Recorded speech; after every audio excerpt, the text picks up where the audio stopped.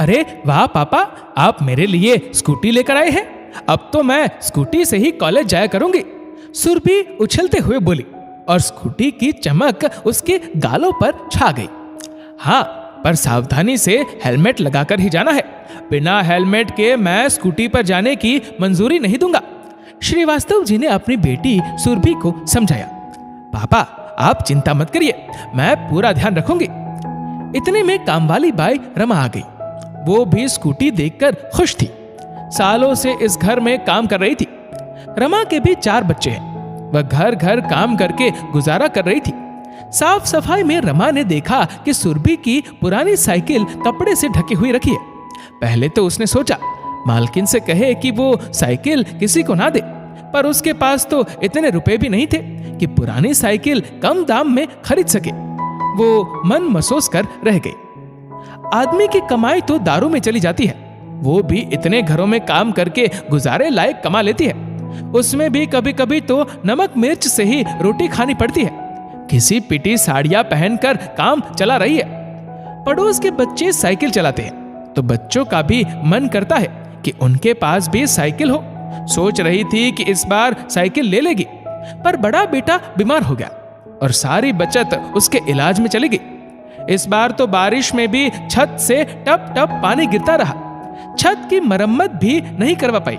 रमा अपनी सोच से बाहर आई। पापा, अब इस पुरानी साइकिल का क्या करेंगे? श्रीवास्तव जी कुछ सोचते इससे पहले सुरभि बोल पड़ी। हम इसे ऑनलाइन बेच देंगे, काफी अच्छे दाम मिल जाएंगे। नहीं, मैं ये साइकिल नहीं बेचूंगी। सुरभि की मम्मी ने रसोई से बाहर आकर कहा। मम्मी, हम इसे बेच देंगे और जो पैसे आएंगे उससे रात का खाना बाहर किसी अच्छे से होटल में खाएंगे और मजे करेंगे। सुरभि बेटा, हमारी समाज और जरूरतमंदों के प्रति भी कुछ जिम्मेदारी है। होटल में खाना हम वैसे ही खाने चलेंगे। रमा बाई, ये साइकिल तू ले जाना। मालकिन, मेरे पास इतने पैसे नहीं है कि मैं ये खरीद सकूं। रमा बाई, मैं तुझसे पैसे लूंगी क्या? तेरे बच्चे भी बड़े हो रहे, साइकिल की जरूरत होगी। उनका भी मन करता होगा कि वो साइकिल चलाए। तो कल अपने बेटे को लाना, वो ले जाएगा। उसे चलाना आता है ना साइकिल? हाँ, दोस्त की साइकिल चलाते चलाते सीख गया है। अब कब से ही साइकिल की जिद कर रहा था। रमाबाई को तो विश्वास नहीं हुआ कि इतनी अच्छी साइकिल मालकिन ने मुफ्त में दे दी। रमाबाई की आंखें भर आई। मालकिन, आपने तो जैसे मेरे मन की सुन ली। बेटा रोज साइकिल की जिद करता था। मैंने तो यूं ही कह दिया था कि तेरे जन्मदिन पर ला दूंगी, और देखिए कल ही उसका जन्मदिन है और उसे उपहार में ये साइकिल मिल जाएगी। रमाबाई काम करके चली गई। सुरभि नाराज थी। इतनी महंगी साइकिल ऐसे ही मुफ्त में दे दी। सुरभि की मम्मी फिर बोली, बेटा, हमें जितना हो सके जरूरतमंदों को देना चाहिए। इससे आत्मसंतुष्टि मिलती है और अच्छा भी लगता है।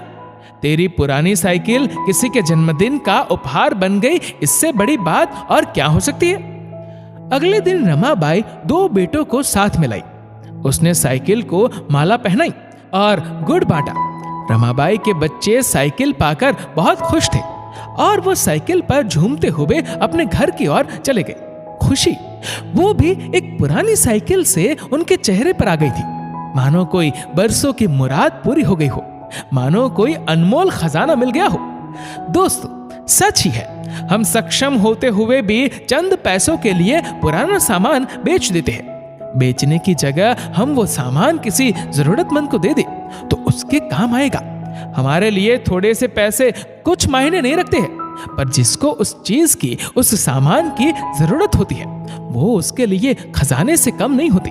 दोस्तों, इस वीडियो को लेकर आपकी क्या राय है, नीचे कमेंट करके जरूर बताएगा। और अगर आपको वीडियो अच्छा लगा हो तो इस वीडियो को लाइक करेगा, शेयर करेगा ज्यादा से ज्यादा लोगों तक, और ऐसे ही और भी इंस्पिरेशनल वीडियोस के लिए सब्सक्राइब करें हमारे यूट्यूब चैनल को और फेसबुक पर फॉलो करें हमारे पेज को।